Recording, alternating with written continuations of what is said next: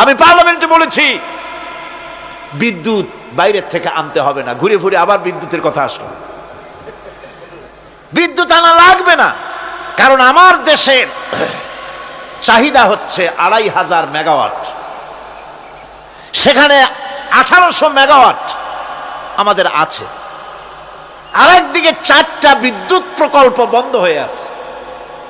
ওই 4টি বন্ধ হওয়া প্রকল্প যদি চালু করা যায় তাহলে 2900 মেগাওয়াট বিদ্যুৎ উৎপাদিত হতে পারে বলে বিশেষজ্ঞরা বলেছেন।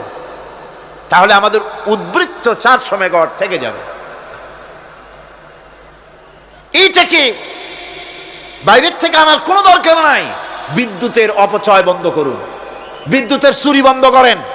মিল কারখানা যাদের আছে লক্ষ লক্ষ টাকা বিদ্যুৎ বিল হয়, কিন্তু লাইনম্যানদের সঙ্গে ম্যানেজ করে গভর্নমেন্টকে ফাঁকি দেওয়া হচ্ছে। ঠিক কিনা গো? তোমার নামাজের দাম কি? তোমার হজের 4 পয়সা দাম নাই।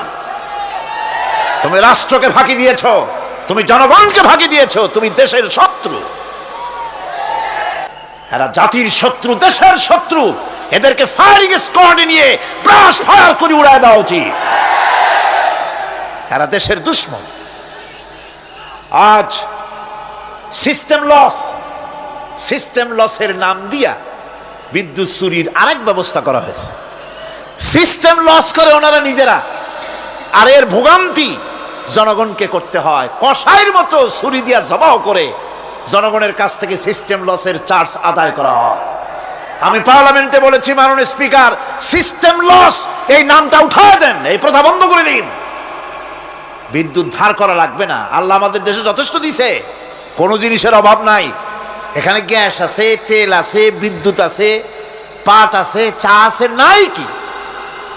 অন্তত 8.5 কোটি টাকার কাগজ গুদামের মধ্যে বন্দী হয়ে আছে। ভারতকে খুশি করার জন্য সে দেশ থেকে কাগজ এনে খবরের কাগজ ছাপানো হচ্ছে, আর 8.5 কোটি টাকার কাগজ নষ্ট হয়ে যাচ্ছে আমার দেশের কাগজ।